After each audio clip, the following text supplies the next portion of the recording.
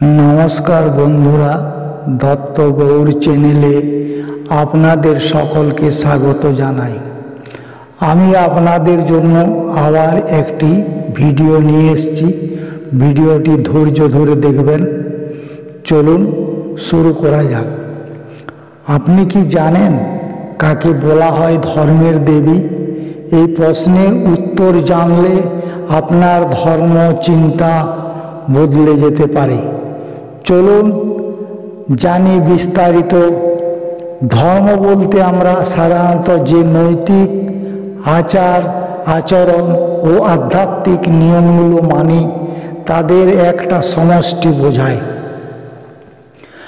আর ধর্মের দেবী বলতে বোঝায় সেই আলোকিত নারী বা প্রতীক যিনি ধর্মের রক্ষক শিক্ষক এবং তা প্রতিষ্ঠার জন্য প্রেরণা দেন।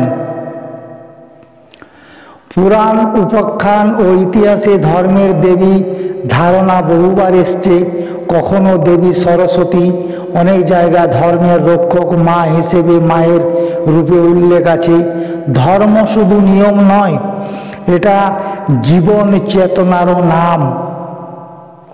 ধর্মের দেবী যাদের বলা হয় তাদের প্রধান চারটি গুণ রয়েছে: ন্যায়ের প্রতি অবিচলতা, সত্যের অন্বেষণ, করুণা ও শিক্ষা প্রদানের শক্তি।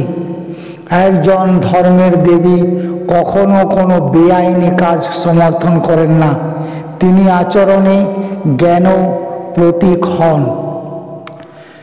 ধর্মের দেবী কেবল রীতিনীতির রক্ষক নন, তিনি সংস্কার নিয়ে আসেন, পুরনো কুসংস্কার ভাঙেন, মানুষের হৃদয়ে নৈতিকতা প্রতিষ্ঠা করেন এবং সমাজে শৃঙ্খলা ও সমতার বীজ বপন করেন। ধর্মকে কখনো কুসংস্কারের সাথে মিলিয়ে দেখা উচিত নয়। ধর্মের দেবী কুসংস্কার ধ্বংস করেন। তিনি বলতেন, আধ্যাত্মিকতার মর্ম বোঝা জরুরি, অন্ধবিশ্বাস নয়। ধর্মের দেবীর রূপ ভিন্ন সংস্কৃতিতে ভিন্ন, সেসব রূপ আসলে একটাই, নৈতিকতা ও জ্ঞানের প্রতীক। কখনো মাকে বলা হয়, কখনো গৃহের রক্ষক, আবার কখনো সমাজের প্রবক্তা। আজকাল ধর্মের দেবী শুধু মন্দিরে নয়, শিক্ষক, সমাজকর্মী, মানবাধিকারী যারা নৈতিকতাকে জীবনে প্রতিষ্ঠা করেন, তিনি আধুনিক যুগের ধর্মের দেবী। একজন গ্রামের শিক্ষিকাকে ধরুন, যে ছেলে মেয়েদের জ্ঞান দেয়, অসহায়দের পাশে দাঁড়ায়, সে যদি সত্য ও ন্যায়ের শিক্ষা দেয়, সে ধর্মের দেবীর মতোই। ধর্মের দেবী কোনো গুমান্তরের চরিত্র নয়, তিনি প্রতিদিনের জীবনে কাজ করে জয় করেন। কিছু মানুষ ধর্ম ও ধর্ম নিরপেক্ষ আচরণ মিশ্রিত করে ভ্রান্ত ধারণা পোষণ করেন। ধর্মের দেবীকে শুধুই পুরাণ চিত্র হিসেবে দেখলে ভুল হবে। তিনি নীতি, মানবতা ও জ্ঞানের প্রতীক, এটাই হচ্ছে মূল।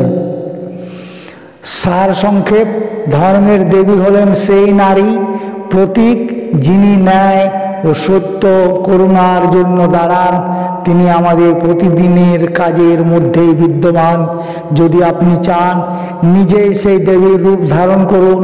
মানুষের জীবনের শুদ্ধতা, নৈতিকতা, সত্য, করুণা এবং ন্যায়ের প্রতীক।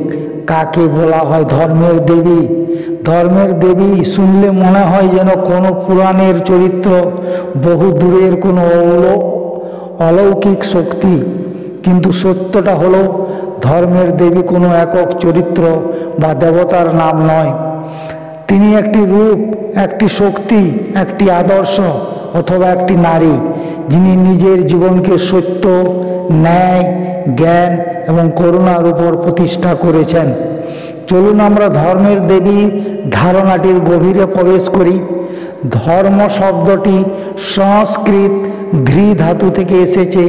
অর্থ যা ধারণ করে, যা রক্ষা করে, যা স্থিতি দেয়। ধর্ম মানে কেবল পূজা পাঠ নয়, ধর্ম মানে সত্যের পথ, ন্যায়ের পথ, দায়িত্বের পথ। ধর্ম এমন কিছু যা মানুষকে সঠিক পথে রাখে, মানুষকে মানুষ হতে শেখায়। এই ধর্মের রূপে যখন নারী শক্তিতে প্রকাশ পায় তখন তাকে বলা হয় ধর্মের দেবী। তিনি শুধু রীতিনীতি মানেন না, তিনি নৈতিকতার আলো ছড়ান। পুরাণে ধর্মের দেবীর ধারণা নানা রূপে এসেছে। শাস্ত্রে বলা হয়েছে, যেখানে সত্য আছে, যেখানে নীতি আছে, যেখানে ন্যায় স্থাপিত, সেখানেই ধর্ম। আর সেই ধর্মকে ধারণ করেন যিনি, তিনি ধর্মের দেবী। অনেক পুরাণে সরস্বতীকে বলা হয়েছে জ্ঞান ও ন্যায়ের রক্ষক। অনেক সমাজে মা অর্থাৎ গৃহস্থালীর নৈতিক মেরুদণ্ড হিসাবে নারীকে বলা হয়েছে ধর্মের দেবী। আবার অনেক কাব্যে দেখা যায় একজন স্ত্রী যখন স্বামীর, পরিবারের ও সমাজের ন্যায়ের পথে দাঁড়ান তখন তাকে ধর্মবতী বা ধর্মের দেবী উপাধি দেওয়া হয়। ধর্মের দেবী কোনো জন্মগত উপাধি নয়, এটা অর্জন করতে হয়। এটি সম্মানের প্রতীক, আদর্শের প্রতীক। ধর্মের দেবীর 5টি মূল গুণ রয়েছে। সত্য পালন, তিনি কখনো মিথ্যার সঙ্গে আপোষ করেন না। ন্যায়ের রক্ষক, দুর্বলকে রক্ষা করা, অন্যায়ের বিরুদ্ধে দাঁড়ানো, এটাই তার ধর্ম। করুণা ও দয়া, ধর্মের দেবী কঠোর নন, তিনি হৃদয়ে কোমল, যার করুণা সব জীবের প্রতি সমান। জ্ঞান ও বোধ, ধর্ম মানে অন্ধবিশ্বাস নয়, ধর্মের দেবী জ্ঞান আলোয় আলোকিত। আত্মসংযম ও চরিত্রবল, নিজকে নিয়ন্ত্রণ করার ক্ষমতা, রাগ, লোভ, ক্রোধ থেকে দূরে থাকার শক্তি, এই শক্তি তাকে দেবী করে তোলে। ধর্মের দেবী মানে শুধু কোনো মূর্তি বা নির্দিষ্ট দেবতা নন। অনেক সময় একজন মা, একজন স্ত্রী, একজন শিক্ষক, একজন সমাজকর্মী যদি ন্যায়ের পথ দেখান, মানুষকে সত্য ও নৈতিকতার পথে নিয়ে যান, তাহলে তাকেও বলা যায় ধর্মের দেবী। কারণ ধর্ম মানে শুধু আচার নয়, ধর্ম মানে আচরণ, ধর্ম মানে জীবনযাপন, ধর্ম মানে সদাচার। আজকের সমাজে অনেক সময় ধর্ম ও কুসংস্কারকে গুলিয়ে ফেলা হয়। ধর্মের দেবী কখনো কুসংস্কারের পক্ষে নন, তিনি যুক্তি, বিবেক ও জ্ঞানের পথ দেখান। কুসংস্কার মানুষকে অন্ধ করে, ধর্ম মানুষকে জাগিয়ে দেয়। বুঝে বিশ্বাস করা, এই সত্যই ধর্মের দেবীর মূল শিক্ষা। যে সমাজে ন্যায় নেই সেখানে শান্তি থাকে না, যে সমাজে করুণা নেই সেখানে মানবতা থাকে না, যে সমাজে জ্ঞান নেই সেখানে অন্ধকার রাজত্ব করে। ধর্মের দেবী এই 3টি শক্তিকে একত্র করেন। তিনি সমাজকে উন্নতি পথ দেখান, পরিবারের শান্তি আনেন, মানুষকে সত্যের পথে চালিত করেন। তাই সমাজে ধর্মের দেবীর ভূমিকা অপরিসীম। আগে ধর্মের দেবী বলতে আমরা ভাবতাম কোনো দেবতার নারী রূপ, কিন্তু আধুনিক যুগে ধর্মের দেবী হতে পারেন একজন ডাক্তার, একজন শিক্ষক, একজন সমাজকর্মী, একজন মা, একজন প্রতিবাদী নারী, একজন মানবাধিকারী কর্মী, একজন মানব অধিকারী কর্মী, যিনি সত্য, নৈতিকতা, মানবতা এবং ন্যায়ের পথে চলেন, অন্যকে সেই পথে চালিত করেন। তিনি আধুনিক যুগের ধর্মের দেবী।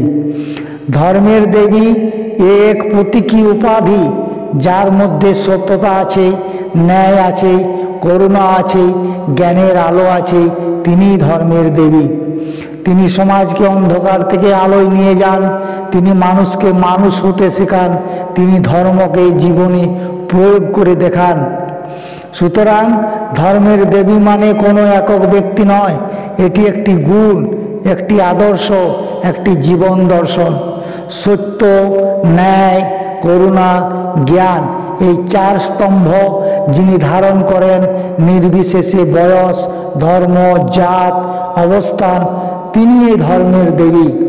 আপনি যদি সত্যের পথে হাঁটেন, ন্যায়কে সম্মান করেন, মানবতাকে ভালোবাসেন, আপনিও হতে পারেন সেই ধর্মের আলোক শিখা।